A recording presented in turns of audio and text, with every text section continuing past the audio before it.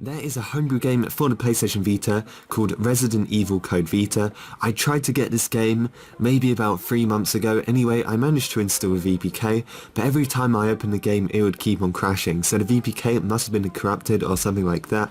But anyway, just today, or maybe a few days ago, there was actually an update for Resident Evil Code Vita, and I just thought we'd get it for this video, test it out, and see if the game is any good, because the last time I tried to get it, it just wouldn't work. So if you guys would like to get this game as well, just go up and start up Vita Shell just like normal. We need to connect our PS Vita to our computer to copy across this VPK, so just press select, go and copy it, and I will show you guys what to do next.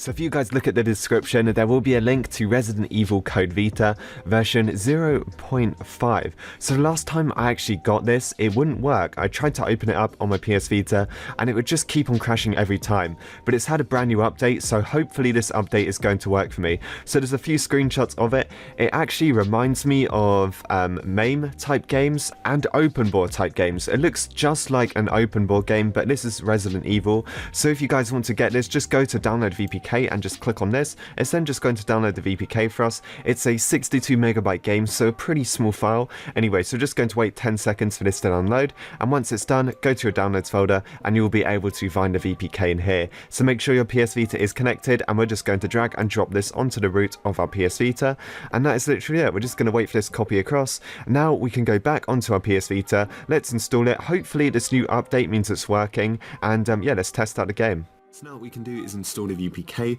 Mine will be on my UXO, so I'm just going to scroll all the way down and just find it. So here is mine, Resident Evil Code Vita. Let's just press X on this like normal, and let's just start installing this VPK file. Okay, so once the VPK has been installed, we can just exit out of the Vita Shell app, and we can just go and look for the game on our home screen. So let's just close this down right now, and let's just go and find it. Here it is, Resident Evil Code Vita. Now I have not played this game before. From the screenshots, it looks like a type of game you would get in open board. But let's just go and start this up anyway, and see if it's any good. It could be bad, could be good. I don't have any idea really. I haven't even watched gameplay. So straight away it says, this is not developed by Capcom, this is made by Marcus95. So I think this is like a loading screen. Okay, we can bypass it. So let's just press X and then X again, or is it circle, or is it start? I don't know, I've never played this before. Oh, it looks like we're starting a game. So we get to choose our character. So we've got Jill Valentine, we've got Chris Redfield. Okay, so he is not available yet. So it looks like we have the choice between these three. I'm going to choose Jill.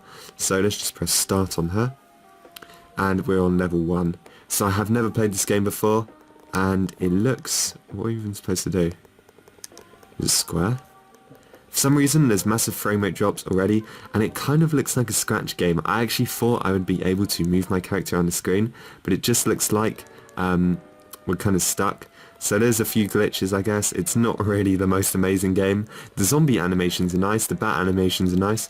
There isn't any animation on our character. As you can see, our character literally just moves up and down. So yeah, I thought this was going to be something like open ball, but apparently it isn't. It's more of like a scratch game, or a game you'd get in like a web browser or something.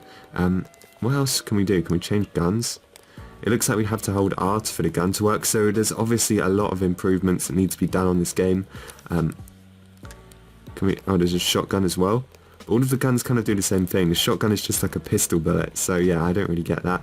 But yeah, this is the game. If you guys would like to get it and test it out, go for it, I guess. It's a very basic game, a lot different from what I actually expected it to be. So first time when I tried to download it, and it wouldn't work, I guess I wasn't really like missing too much. So that is pretty much it for this video. If you guys enjoyed, make sure to like and subscribe, and I will see you guys in the next one.